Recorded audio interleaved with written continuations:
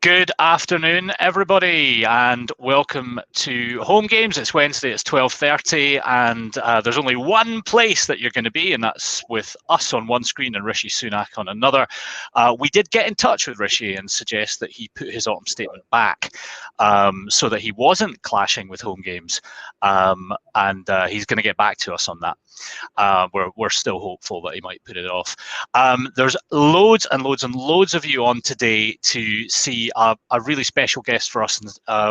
As we come to the end of the year, we're trying to get some different kinds of guests on. Not that all of you that have been on before aren't super, you're all very super, but we're really, really delighted to welcome Professor Elroy Dimson. Good afternoon, Elroy. How are you? Hello there. Hello. Yes. Might get round to saying hello to me. Eventually, yeah. I mean, there's no rush for these things, right? We've got time. Lots and lots and lots of you still joining. Thank you very much for spending a little bit of time with us today. I'm quite intimidated, so I'm going to have to exercise my brain extra hard to try and ask questions which aren't completely ridiculous for what I think is generally regarded as one of the finest minds in long-term investing, or probably outside of long-term investing as well. And asking about, I don't know, favourite biscuits and stuff isn't really why we're here, though we do have an interesting whiskey story, which we might talk about in a little while. Before we dive in, I will just do a little bit of housekeeping. We've got loads of first-timers on today, and I'll just tell you a wee bit about this and that, and then we'll crack on. So the first thing is, I think our quality is nice and pretty decent today, but if you find that your feed is buffering a little or the audio is stuttering or anything like that, we're clear as a bell with each other. If you click the link that I just popped in chat there, that will help. Wet the whistle. I don't know what it does, right? It does something clever and compresses things down so it works a little better. The chat is completely open, as you can see. Thank you, Andy. I suspect that clean-shaven bit is aimed at me. I did get a bit bored with the old beard, and Elroy was suggesting that I might have made a decent Santa Claus if I'd kept it, which I think is a slight on my physique. Elroy, I'm not sure if that was true or not, but but I'm fine with it. But no, I got a bit bored with all that sort of stuff. So clean shaven now. So the chat is open. Please ask questions at any point for Elroy. He's very, very happy to receive any questions. Can't guarantee to have facts and figures absolutely at his fingertips, but I think you mentioned, Elroy, that if there's specifics that people want to know that you haven't quite got to hand, they can get in touch. Yeah, I'm always happy to follow up with an email or whatever. You're going to give a link afterwards to Sparrow's Capital, and probably it's best to contact me through that address. So whoever info is, let's see if that email... Yes, we'll stick that up towards the end. I'm sure there's a couple of the Sparrows guys on. For those that don't know, as well as many storied and impressive academic and industry bodies that Elroy works with, he's also an advisor to Sparrow's Capital, who pop up in the chat here fairly regularly. And that's the best way to get in touch is through those guys. So that's what we'll do there. So please ask questions. There's two ways to do it. You can stick it in the chat, or there's an ask a question button at the bottom of your screen, and for me that pops up for me, so I definitely don't miss it. So if there's something you really want Elroy to answer, that's a really good way to do it. This will go up on YouTube later on if any of you need to head off at any point. My last little bit of housekeeping is you'll see a green button has magically appeared at the bottom of your screen. Elroy very kindly has given us free access to a recent paper, Elroy. Maybe you could tell us just a little bit about that paper. Yeah, indeed. The CFA Institute, as some of you will know, is the professional institute for people who work in the investment world. Not quite your world in most cases, but in the asset management world. It's been going for 75 years. So this is their celebration year, and for Financial Analysts Journal, they solicited an article from me, which is the lead article in the December 2020 issue of Financial Analyst Journal. And what we addressed there is investing for the long term, with extensive evidence going back 75 years and extended to some extent to 120 years back, looking at US endowments. So there are some lessons to learn from that. We may get drawn into it, may not, depends on how the questions go. You'll be picking your way through those questions, so it depends on your sentiment about it all as well. Absolutely. I will faithfully represent what our watchers come up with. So, but let's start first with a little bit more about you. It's rare to find people that have dedicated so much of their life to this remarkable study of investing. And first of all, can you tell us a little about how you got into all this in the first place? And second of all, you're not bored of it by now? Well, it gets less boring when you discover new things to study. So we might come on to that later. I worked in what academics call the real world. You think you work in the real world, you never refer to it that way, but we do. So I worked for a while, but then hankered after doing a PhD. I had no particular plans afterwards, but I thought I'd do the PhD and then work out what I do afterwards. And so I went to do my PhD at London Business School in the very early stages of its existence. And then the question was, what do I do when I'm finished with that? And I just stayed there. You couldn't do that any longer now. And if you had a few years later than my generation wanted to move, as you sort of had to another business school, it probably would have meant crossing the Atlantic. And that did not appeal to me. I'd done short trips, but we're a two-career family, and I continued from the PhD, joining the faculty at London Business School. I was there from 1972 until the onset of the global crisis. I'm an emeritus professor. Emeritus basically means you're not really needed any longer, but you do get an office and a parking spot and a few things like that.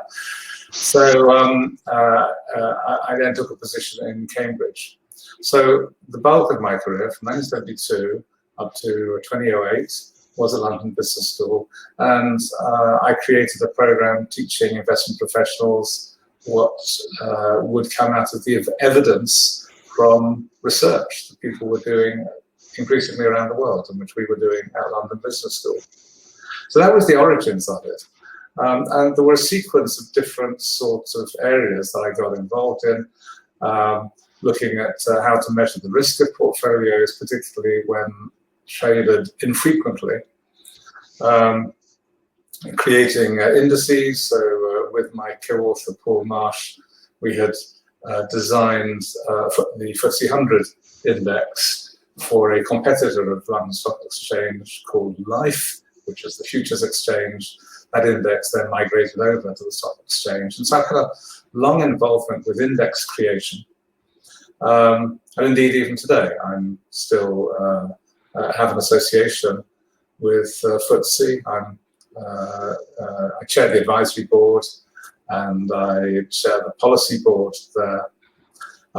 But as we went through, I got interested in other indices, both domestic for this country, but also internationally. And 20 years ago, we published a book called Triumph of the Optimists, which trawled through a history of over a century for the major stock markets for which we could then find data. That number had more than doubled since. So this book was called Triumph of the Optimists because a century ago, if you invested in the stock market, you were something of an optimist. This would have stuck with plain government securities and bonds. We might come back to talking a bit about bonds or cash or whatever. But the last century was the one in which the optimists really prospered a great deal. And we thought this book would answer some important questions, but it turned out it didn't answer very many of the questions, because every year, having addressed some questions, we found room to write more papers and write more books looking at other questions. And so we now have a large database, and that database is distributed to practitioners and academics who also torture it for answers to contemporary questions. And God knows at present we have plenty of questions that need answering. No doubt.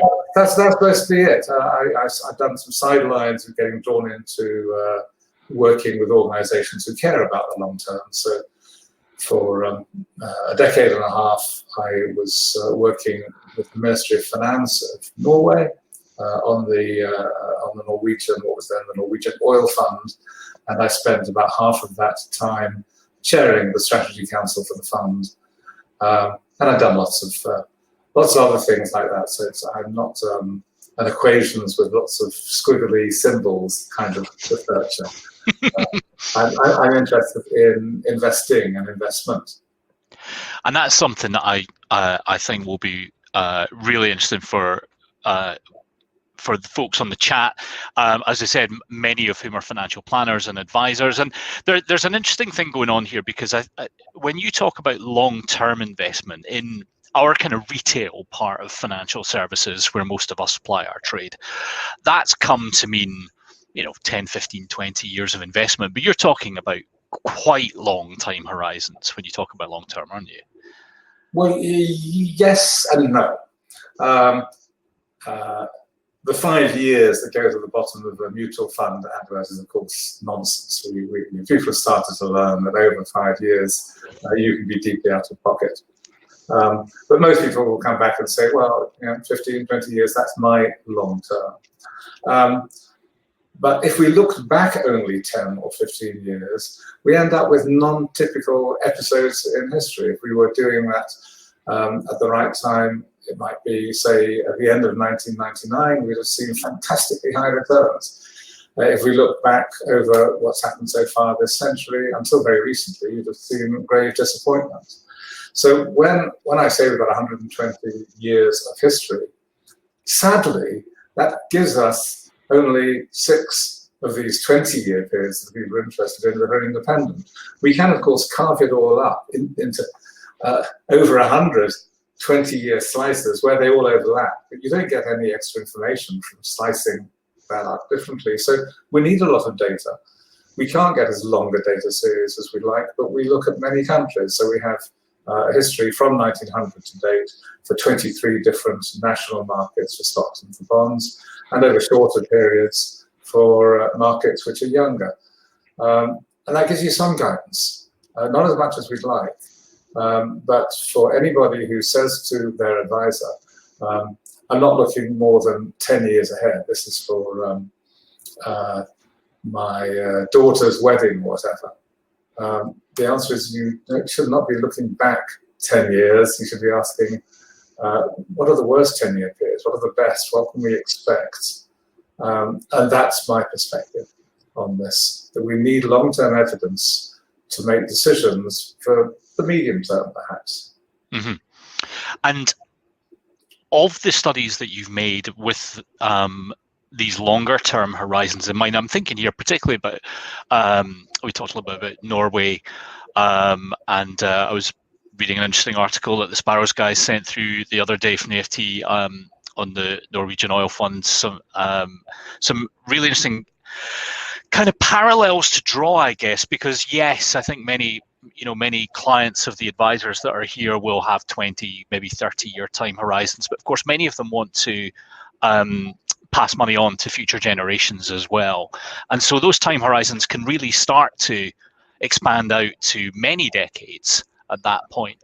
And have you in your work come up with any guiding principles other than the need for long-term evidence? Have you come up with any guiding principles that you think people looking to try and think about the long term that they should keep in mind? Well, I have. But first of all, let's just think about what we mean by the long term on all of this. So before we went on air, you told me you've got a 12 and a 9-year-old. So at present, your concerns will be how will you be able to feed yourself when these children are not old enough to look after you in your dotage? But you won't be thinking yet about grandchildren. You'll be hoping you don't have to think for a rather long time about grandchildren. That would be ideal, yeah. But the clients, the people who are listening in, watching, will be thinking about, they'll first of all be somewhat older. Because they've got some money to invest, and you have to be a bit older to have some money that you can invest. And secondly, they don't want to pass away with perfect timing. Perfect timing in financial terms means you've got a penny left in your pocket, you spend it all the way you'd like to live, and you don't need any more. There's going to be more left over, and some of that will be for a bequest motive. They may have children, grandchildren. They may just have money left over, and then the government makes it very tax advantageous to give money to charity rather than just pay inheritance tax. So they may have differing intentions. And so I think that when there's the sort of investment counselling, which I'm familiar with, I spent a long time as director of a US-UK IFA group, which had several hundred different offices. And the sort of conversation that you have is about the time scale that people are thinking about. But the reality will be that they don't want to spend down their savings and be left with nothing. And so that money may be there for a lot longer than the advisor says and the client says. So guiding principles. Compound interest, which I don't think Einstein ever did say it, but supposedly the most powerful, the most powerful force known to man, it has a very big impact. And so the impact on the upside is returns, rewards, including income as well as capital. And on the downside, it's the negative alpha you assume by paying too much for asset management. And we're in a world where returns can confidently be expected to be modest and not the enormous sorts of things that was commonplace during the tech bubble in the end of the last century.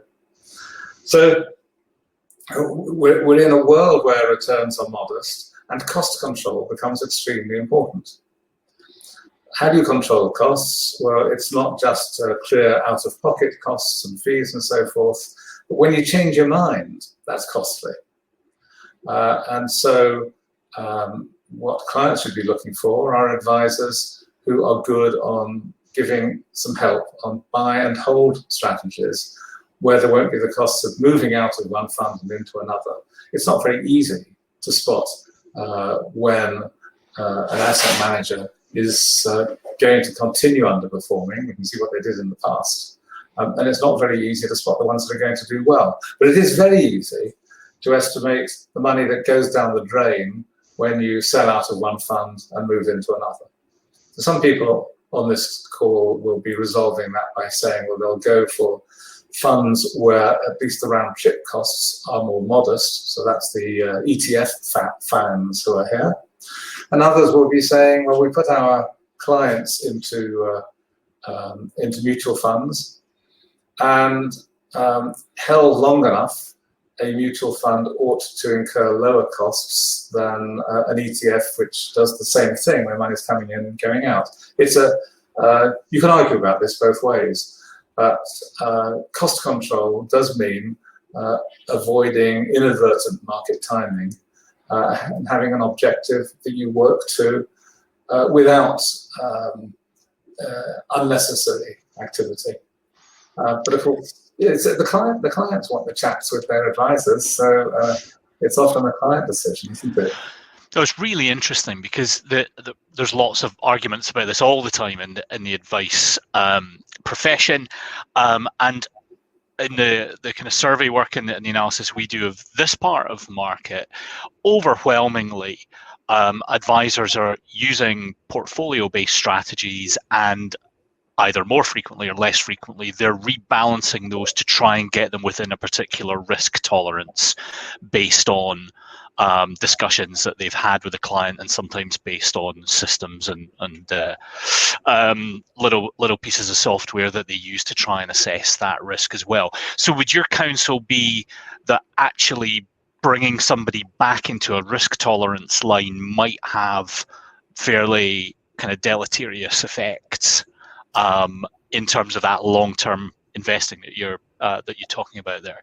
Look, at one level, of course, you've got to reflect the preferences that the client expresses.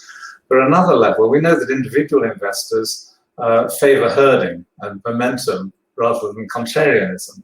Yeah. And so when they've made their choice and put their money into some fund or some sectors which have proven to be a disappointment, actually, I think the advisor should be counter-cyclical on that, saying, well, you went for something that's very fashionable.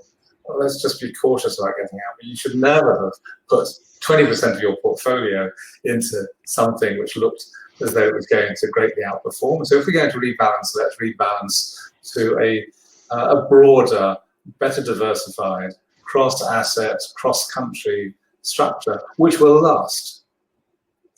Yeah. Now, I've got eye contact with you. You're reading all the scribbles that are coming through to you. I am. I've got very few questions. The questions say, let's instruct your 150 plus people to say something nice. We've got 167 people live at the moment. Well, there must be past experience of people saying something not nice. So I think you've really got to look at the chat and pick some things out there. So. Definitely. Well, I'm going to let's go sideways for a second, because Nick Blake, hi Nick, good to hear from you. I haven't heard from you for ages. Might be grateful if you would pop your FTSE hat back on for a second. And he's asking about indexing and ESG. So it is a little bit away from what we're talking about, but we'll come back to that in a little moment. And this is a common question, I think, for firms who buy the low-cost story, who are interested in indexing, but are starting to try and get their arms around ESG as a concept, sustainable indices, that kind of stuff. So where do you see the integration of indexing and ESG? Well, ESG is not in any sense new. The study which I'd done with two Cambridge-related co-authors on active ownership, which was the first actually to be published on ESG in one of the top 3 academic journals in finance, was a study of engaging with investee companies. And that's where you can make a real difference, a much bigger difference than selling out of some shares which you don't like for somebody else to take on. So I'm a strong believer in some investors engaging. The way this would work for retail investors is you might ask the question as to whether the asset manager is a member of PRI, the Principles for Responsible Investing, who can come together on coordinated engagements and work with other like-minded investors for the better. But there is another strand to ESG, and that is people who argue that if you invest in nice companies, as it were, that you will get richer. And that, to me, is a puzzling position. If you are looking at opportunities to outperform and want to do that through nice companies, well, lots of people will want to do that. And those companies will, other things equal, be a little bit more expensive. So you should expect that an ethical investment strategy should, at the margin, if it makes a difference, it should take you into more expensive stocks. More expensive stocks mean slightly lower returns. So I think investors need more clarity of thought. And for some people, this is very straightforward. There are certain sorts of companies where even if the shares do incredibly well, they would not wish to be involved. So a Muslim investor doesn't really want to make money, even if it's to do good, from a sausage business. Or if you've got a Hindu investor they may not wish to be invested in pharmaceuticals because many of their products are tested on living creatures. Catholic investor may not want to be involved with private hospitals because they also undertake terminations. So there may be cases where tastes matter an enormous amount, and people would feel tainted to know that they own shares in a company that doesn't suit them. That's not a financial decision at all, and I think it's completely legitimate. But the recent good performance of ESG funds is because ESG funds were not really very heavy in big oil or coal mining or a number of other nasty things, and they were therefore heavy in technology. And wow, what a lucky break. So I've written quite a lot on ESG over the last 10 years or so. Started with creating a strategy for the Norwegian fund, but now it's in a lot of academic and practitioner papers. One of the things which I think most investment managers now realize, but which clients don't, is that the rankings are very troublesome. So you can find one company, take a Facebook, for example, and for one ranker, so you might be looking at FTSE or MSCI or Refinitiv, which is the current name for DataStream. And a company like that will be regarded as doing socially acceptable, good things in one case, and being pretty nasty with another rater. And there's material I've got on that, and if somebody wants that, there'll be an opportunity to ask for that at the end of this show. So it is quite difficult, and there are so many investment firms. I'd say about half the investment firms that I see when I'm sitting through pitches or reviews do something special on ESG. They do something which they often say is proprietary. That means they start with MSCI, for example, or S&P, and then they have their own overlay. But basically, the judgments of those individual organizations drive most of what an asset manager does. So I certainly have my tastes in what I'd like to be exposed to, and I have my regrets about cases where many years ago, I was a shareholder in Longterm. Longterm is the platinum miner that was an offshoot of Tiny Roland's Longrow. And knowing that I partly owned that company caused me great distress when the miners who were peacefully demonstrating got shot and many of them were killed. It's not quite as bad a feeling as knowing it's right on your doorstep. But others, some of your viewers may think back to Rana Plaza and whether they feel quite so good about buying the best looking and cheapest sort of clothing that they could at the time. So I think these are legitimate concerns, but I don't think it's a get-rich-quick solution. And I think the thing that the sector is struggling with here is that if you've bought the story, which I think probably most people have, that one of the most important things you can do is control costs, and therefore indexing is part of your world. The products aren't really there to allow a retail client to participate in a very low cost of production environment and still reflect their beliefs in the way that you talk about there. I need convincing that is still the case. I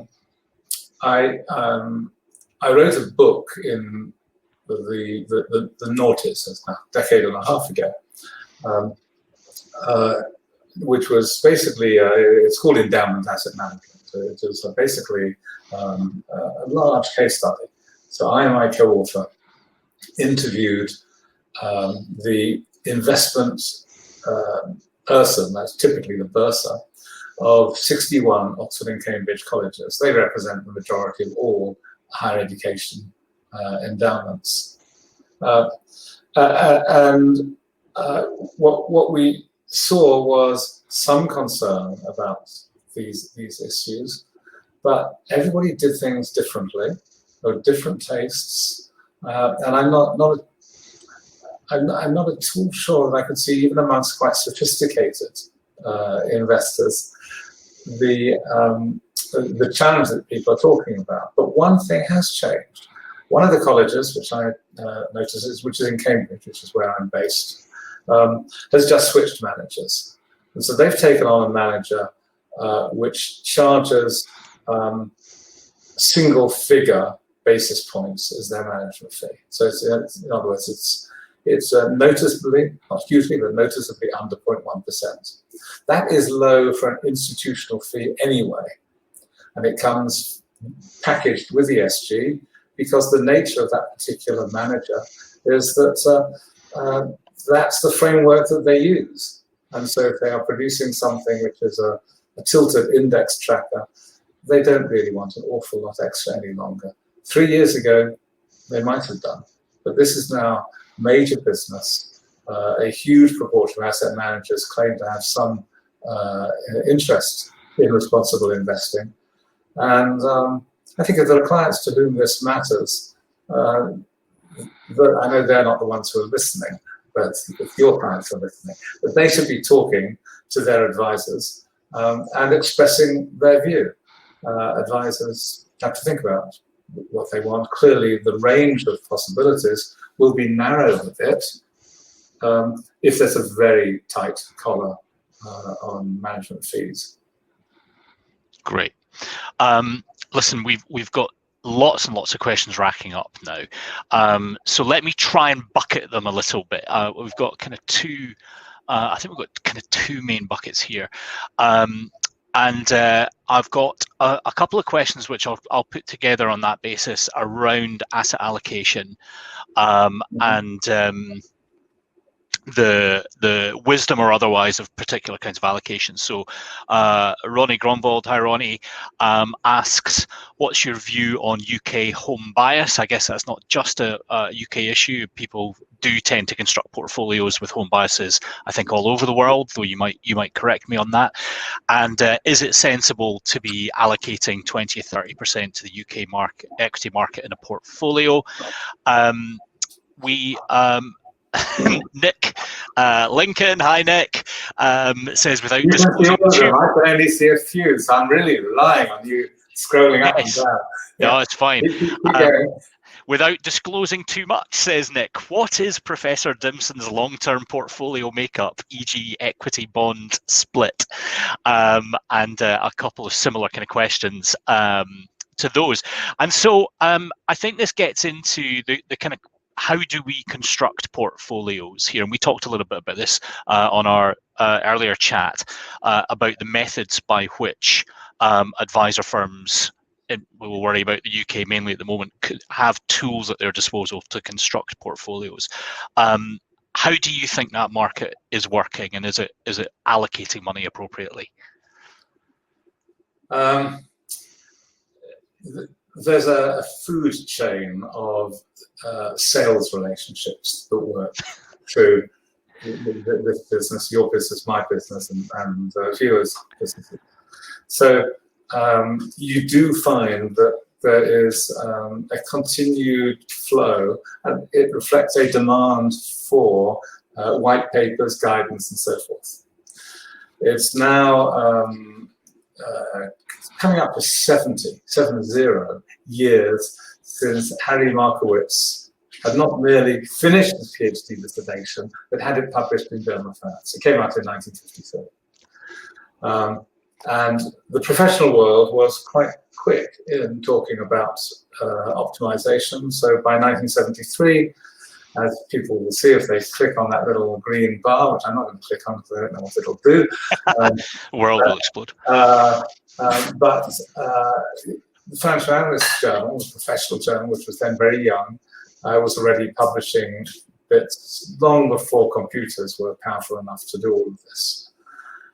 Now it's very, very cheap to do. And so there's a deluge of efficient frontiers and all sorts of stuff, which feed numbers into calculating engines. The calculating engines almost invariably they're real suckers. They believe the numbers that they're given, so they do the calculation they're asked to do. And of course, the numbers are actually very noisy, very inaccurate. So there are a lot of bits of advice that you can get which move around too much and encourage the sort of market timing about which I was disparaging. I think it is important to diversify globally. It isn't clear how much bias you want towards home currency. But it is clear that if you wanted to control costs, then the location of those investments matters. So do you want to pay stamp duty or not? UK securities will incur stamp duty. And if you're an overseas investor or a foreign portfolio, that's entirely optional. Do you want to have portfolios or mutual funds which are all over the place? There's a big advantage in Britain from doing that, because you can then offset tax losses against tax gains. You stuck it all into one giant mutual fund. All you can do is take your annual capital gains tax allowance. But people don't want to be bothered with lots of individual securities, so maybe they can do that by having a disparate selection of portfolios. So there's a lot that's needed in terms of planning. There is long-term strategic planning in terms of the proportions that even a tax-exempt investor would hold. But there's also dynamic planning, a strategy which you can put through in time. Advisors who earn their pennies from clients are people who, amongst others, will remind their clients about tax loss selling at the end of the year, point out when there's a low tax member of the family who could legitimately make investments. So when the Christmas money comes in, if it does this year, it's better if it's given to your daughter than it is to you to pass on to your daughter. We're addressing rather morbid issues there, but there are all sorts of things, and ordinary investors will find that difficult. They might go to their accountant to deal with things like that, but if the accountant's charging by the hour, it'll be a better deal going to your financial advisor who understands these things than paying the typical accountant's hourly charge. So there you go. I've praised one or two of your viewers and insulted one or two others. And it is interesting that you mention modern portfolio theory and Markowitz, because a vast proportion of the portfolios that retail clients are being put into are based on that efficient frontier hypothesis. One of the other buckets of questions that we've got in, I'm going to try and relate these off, and I'm sure you'll tell me this is a ridiculous thing to do. But a question from James Murray, thanks James, and Nick Spicer as well, asking about the way the world is now. So James asks about a disequilibrium between developed economies with rising debt and other economies with a big savings surplus. And Nick asking about the world is not in the shape it was in, and they're currently in a very interesting state and evolving all the time.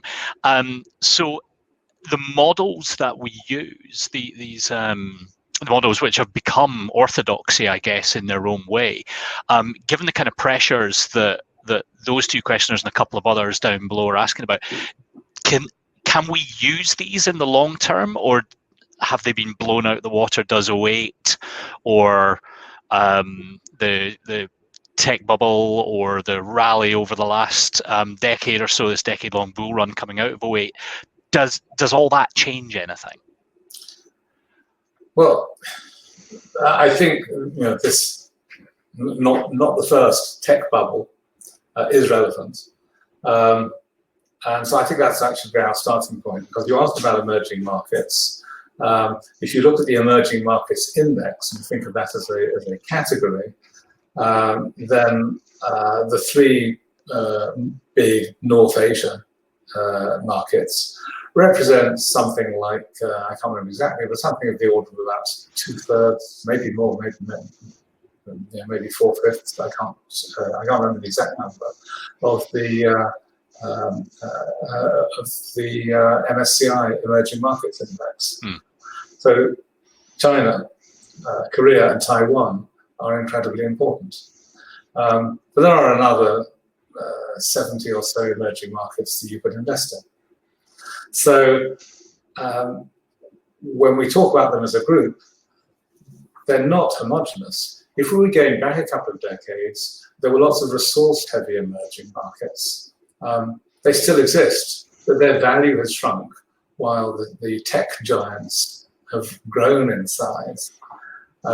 So one of the concerns that people will want to have is just to make sure that if they say to themselves, I wouldn't stick it all in one sector like tech, and I wouldn't stick 80% of my money in tech, but they may be in their emerging markets portfolio sticking 80% of it into tech through a different route. That would, it's a sort of the internet-enabled businesses are now very important. So diversification is tricky. This is not a new problem. We, some years ago, plotted the concentration of major markets year by year.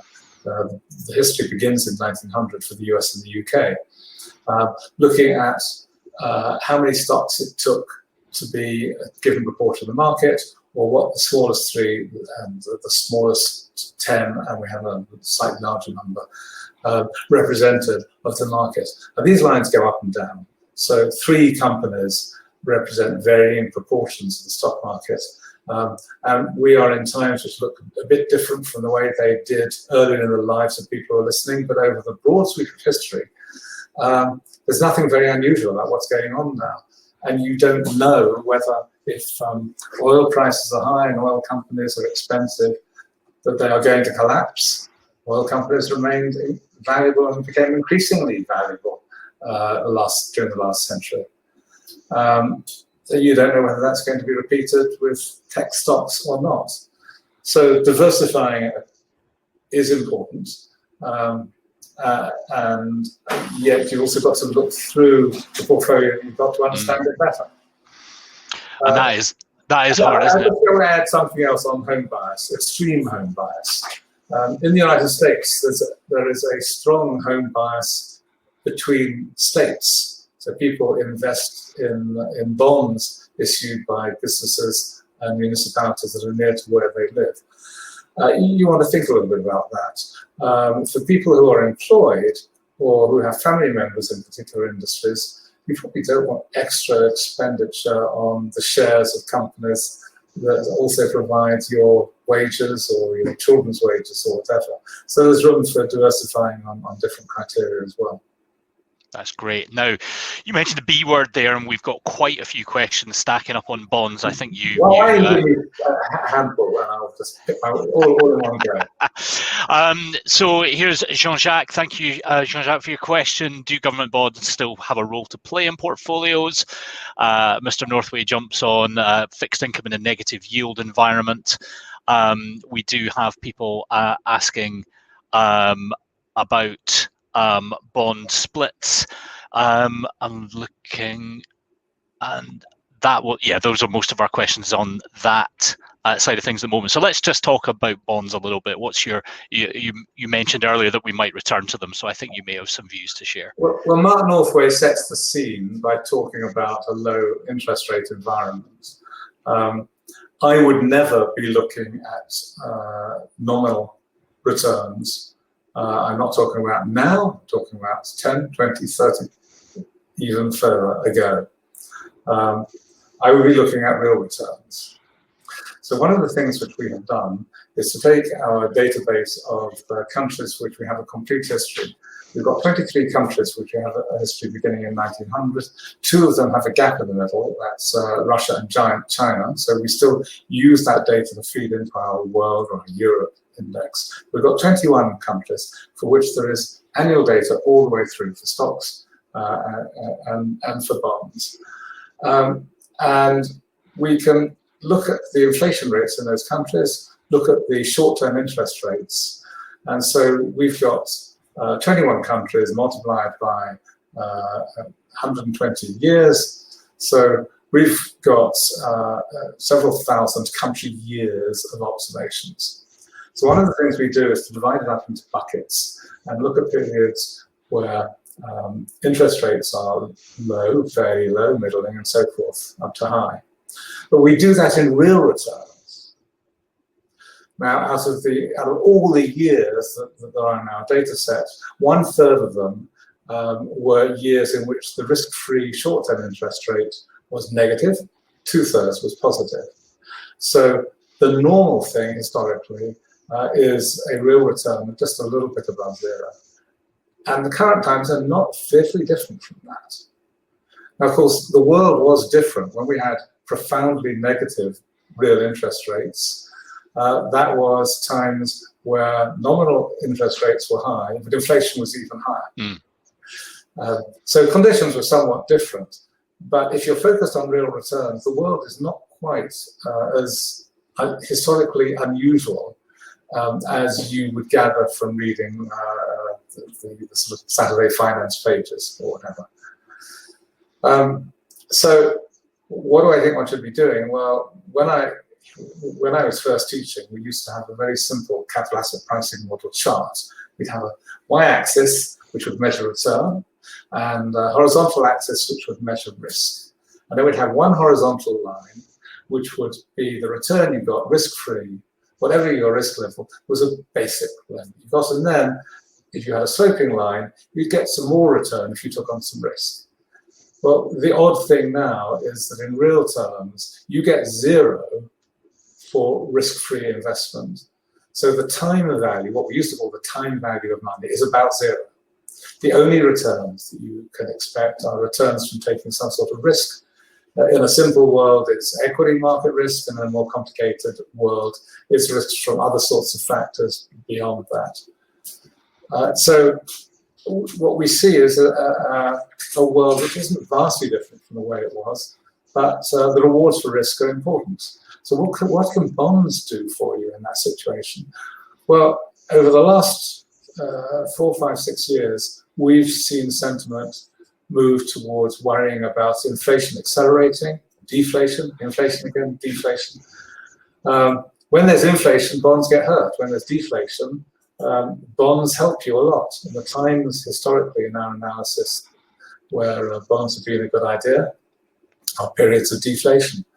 So if you've got advisors who have strong opinions and are willing to bet their own and their clients' money on that, then they should steer away from bonds if they're frightened about future inflation.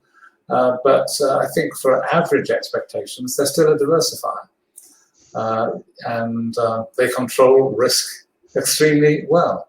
So something in fixed income is appropriate.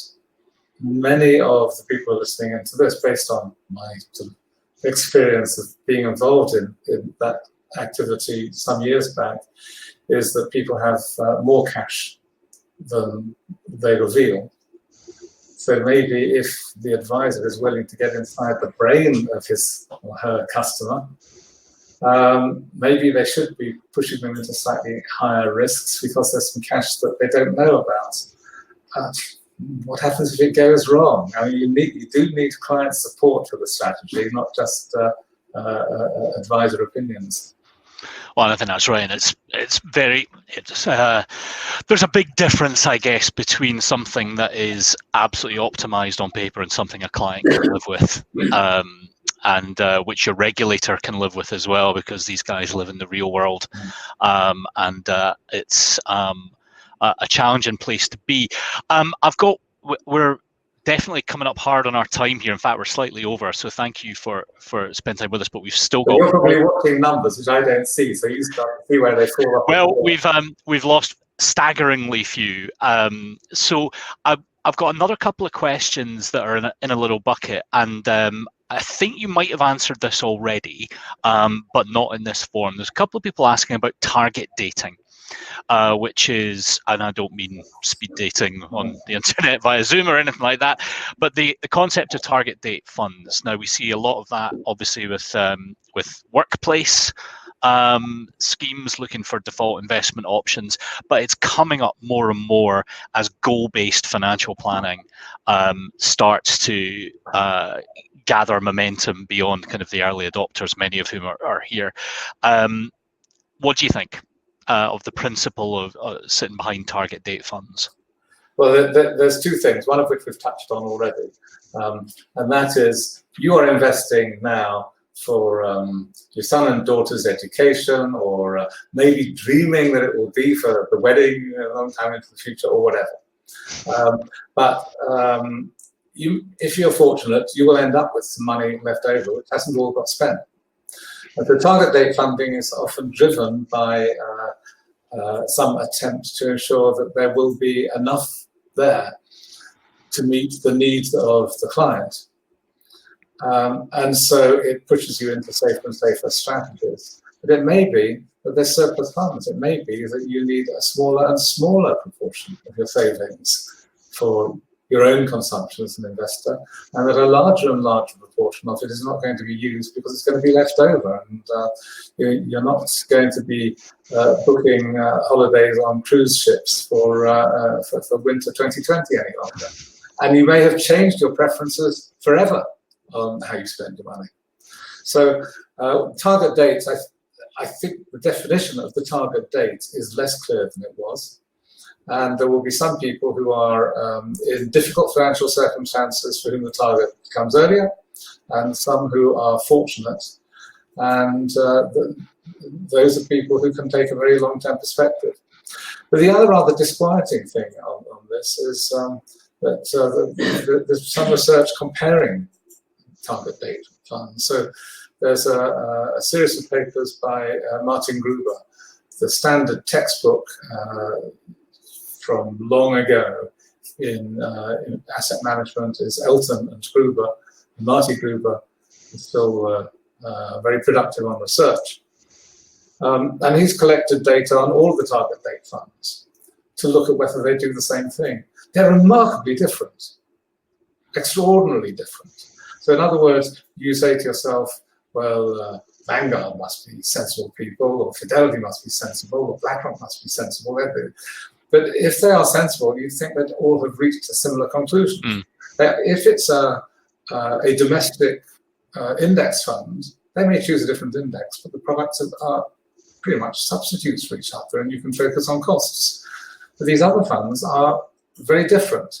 So the natural thing might be to buy a number of target date funds, because you don't know which one of them will have it right and which one will have it wrong. So you diversify across their areas. But if that happens, you end up with a very expensive index fund. And that's what Marty Gruber has found in his research. So it is a dilemma. And for the more sophisticated amongst those who are joining us, I'd say that more of this could be handled by the investment advisor, who would tune the strategy to his or her understanding of the client and the client's family. That makes sense. That makes sense. We do have to call it, but you've got something with you, and I think it's a great example of adaptation and of making sure that you consider your market properly. Maybe you could show us the very long-term thing you've brought along. I moved across from just looking at stocks and bonds to looking at other things. I've written papers on the investment returns from investment quality postage stamps, from Premier Cru Bordeaux, all of them starting back in 1900, the same time as our data. But I've got something which reflects my my role as the family failure. I would have been a fifth-generation wine merchant, and the wine business was sort of built up especially by my grandmother, long since passed away. She died when I was 7. But we still have some of these bottles here, and occasionally I look through them to ask myself what there is. And so here we've got one which those who are living close to you will know of the Hedgedower refinery, distillery. Now, I don't know whether this looks like mirror writing or not, because when I look at it, it's mirror writing. No, it's clear for us. It's clear for you, right? So here's this bottle of whiskey, little bit gone down. This is from 1920, 100 years old. And what happened was that when Prohibition came in, the Scottish distilleries used to export whiskey to the United States. And they would pack it in a torpedo because you didn't want to get into trouble with the local police. And they would shoot it on a rope over to the shore. And the smugglers would then collect the booty, and then they'd haul back the torpedo and fill it small. They had a lot of breakages. And so the way that was solved is that this particular phone is well known for having moved over to square bottles. And so square bottles are what they had. This one's very dusty, but I've only got one of these. I don't think I should be taking the dust off. It's 20-year-old whiskey from 100 years ago. And so I started just glancing at whiskey collectors, and it's as exciting as the work that I had done on Premier Cru Bordeaux. I don't know whether we can get the same sort of database there. But the good thing about this compared to looking at old stocks and bonds is when a stock gets to be valueless, it's valueless. When I first uncovered this, my wife, who was in and out the room, but she said to me, well, won't it have gone off by now? And the wonderful thing is it doesn't go off. So you can never lose all your money investing in whiskey.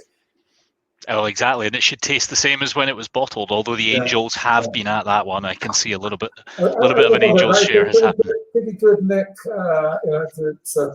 It's completely sealed. It's slightly ullaged, is what we'd call it, but it's got most of what it should have in there. So brilliant. I don't know what we'll do with it, but. Well, I've got a couple of suggestions. I've definitely got a couple of suggestions. The next time we should talk about your guitar collection, because I have done research on 120 years of investing in high-quality violins.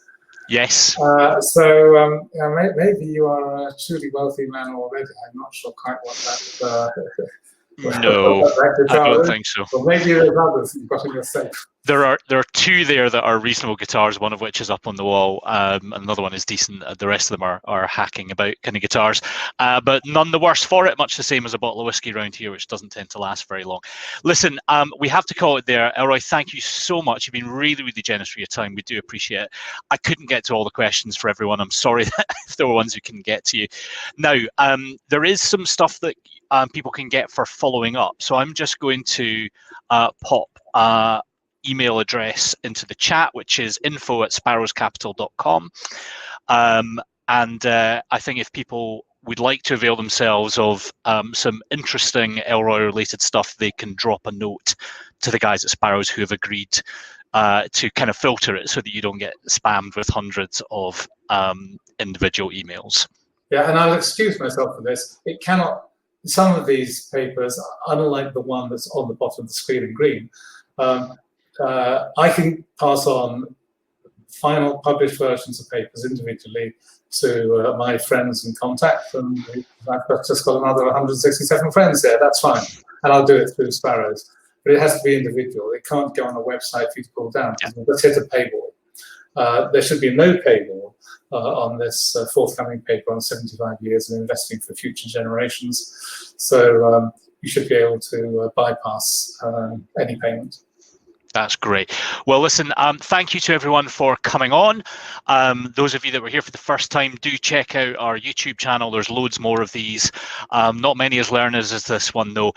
Next week, our guest is Justin Cash, who's the editor of Money Marketing, and we'll be asking him about capital asset pricing models as well, of course, and long-term whiskey ownership, though I don't imagine Justin has much long-term whiskey.